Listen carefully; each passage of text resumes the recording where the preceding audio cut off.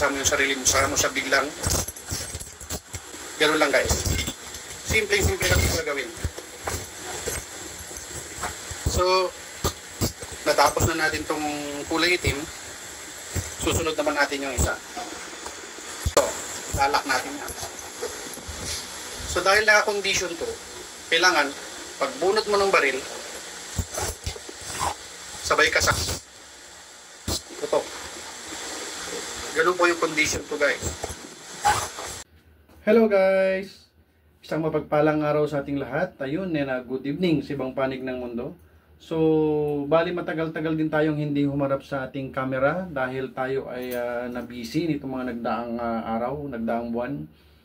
At ngayon lang tayo ulit nagkaroon ng chance para humarap sa ating camera. And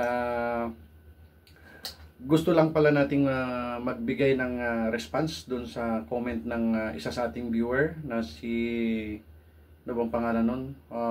Wongbu. Ito yung kanyang comment.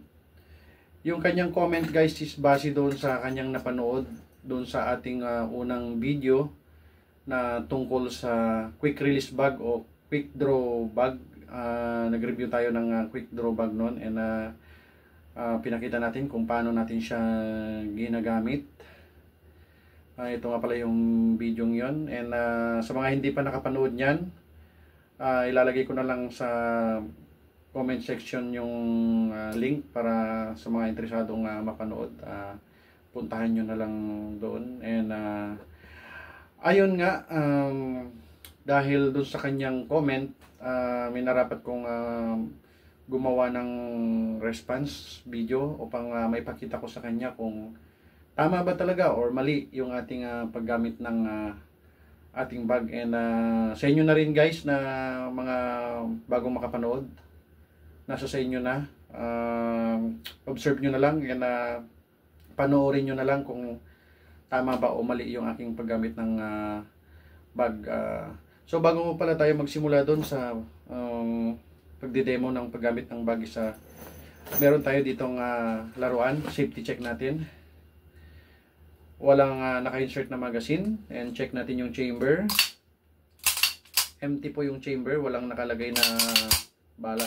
So safe na safe yung ating baril. And ayun, ilalak natin. So sisimulan na nga natin guys doon sa paggamit ng aking bag. For example, ang aking bag is gagamitin ko, isusuot ko is ganito yung ginagawa ko. Sinusuot kong ganito. Ang sling po is nasa left shoulder. And ang bag is nasa right side ko. Dahil ako ay right-handed, or ang aking shooting hand is right. Ang aking support hand is left. So, ganito talaga ako magsuot ng bag. Etong model na bag na ito, guys.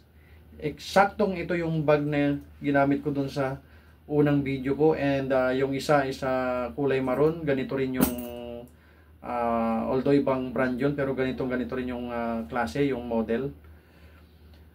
100% na masasabi kong tama ang aking pagsuot ng aking bag sa ganitong klaseng bag. Nasa left ang aking sling. And syempre, pag ako ay naglalakad, ang aking bag ay nilalagay ko sa aking harapan para iwas dukot and para protektado talaga. So pag naglalakad ako, is ganito ang aking pagsusuot. And dadako na tayo kagad doon guys sa pag-draw. Ang pinaka-importante sa lahat is kung paano mo siya madodraw nang mabilis at komportable ka, at nang sa ganun is hindi ka madidelay. For example, pag kayong meron kang kailangang protektahan, or kailangan mong depensahan ng iyong sarili, o kailangan mong gamitin ang iyong baril para mailigtas ang sarili mo o ang buhay ng iba, madali mo siyang mabunot. So ayun na nga, dadako na tayo dun sa pagdodraw. So dahil tayo ay right-handed, ang gagamitin nating pangbukas ng ating baril is ang ating left. So, tatanggalin natin ang ating lock and bubuksan ng bag. Ayan. Nasa harap pa rin natin yung ating bag and then bunot, aim. Pwede nating maputukan kagad yung gusto nating puputukan kung kinakailangan. So, ayan. Ulitin natin. Ayan. Tanggal ang lock. Bukas. Bunot. Aim. Putok. Ganito guys yung ginawa kong video noon, demo. Ayan. Isa pa. Tanggal lock. Bukas. Bunot. Aim. So, ayun guys. Masasabi ko talagang 100% na tama ang aking pagsuot sa aking bag. Sa ganitong modelong bag ha. So, dadako naman tayo doon guys sa gusto niyang mangyari. Malamang sa malamang ang gusto niyang pagsuot ko ng bag is ganito. Ito yung alam niya. Nasa right yung sling and ang bag is nasa left side ng ating katawan. So pag naglalakad ako kunyari, gaya ng nauna, ang aking bag is nilalagay ko lagi sa aking harapan. Ayan, ganyan ang posisyon. So, subukan natin siyang bunutin ng kagaya rin ng ginawa natin kanina. Siyempre, ang gagamitin pa rin natin pagtanggal ng lock is ang ating left hand. And ang right pa rin natin ang ating pag-draw ng firearms. So, pipindutin natin yung lock. Sadyang dinadahan-dahan ko lang yung video.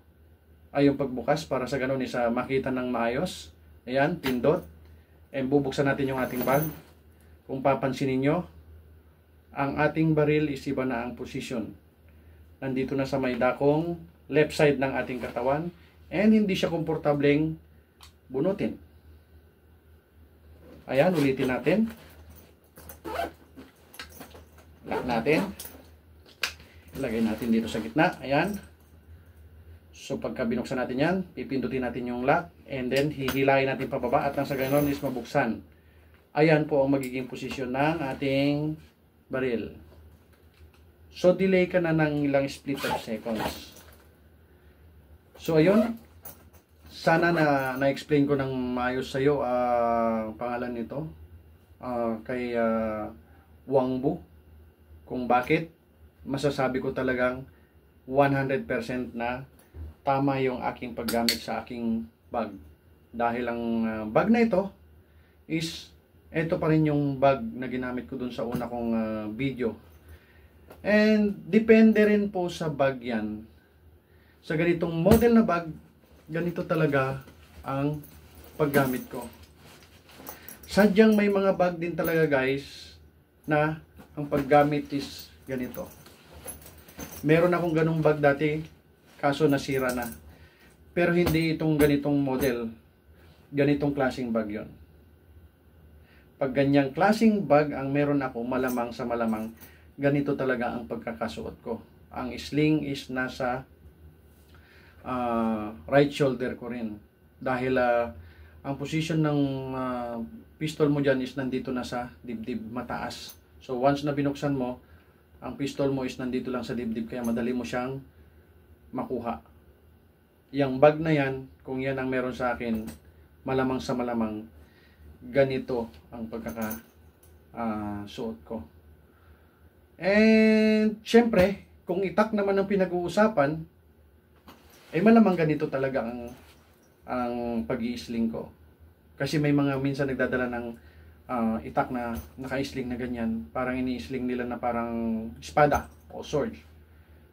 Para pag binunot mo, mabubunot mo talaga. Wala namang naggagamit ng swords na dito nilalagay sa harap. So hindi mo mabubunot kung sa harap mo ilalagay yung swords. So ganyan talaga, itak man or espada, pag ganyan yung sling at nang sa ganon isa, madali mo siyang mabunot. Malamang si Wangbu is sanay magdala ng itak, kaya dito talaga yung kinasanayan niya, ganitong pagsuot ng sling. And kahit sa rifle guys, sa rifle is ganito ako suot ng sling. Andito yung rifle, nakababa. Pero meron ding mga ganito na rin ang pagkakasuot ng rifle. Kasi karamihan, lalo na sa mga tree gun competition, nandito yung kanilang rifle sa harap. And pagkatapos nilang pumutok, pok, pok, pok, bababa nila yung kanilang rifle dito sa may left side, and then bubunutin yung kanilang sidearm. And karamihan na rin sa ating mga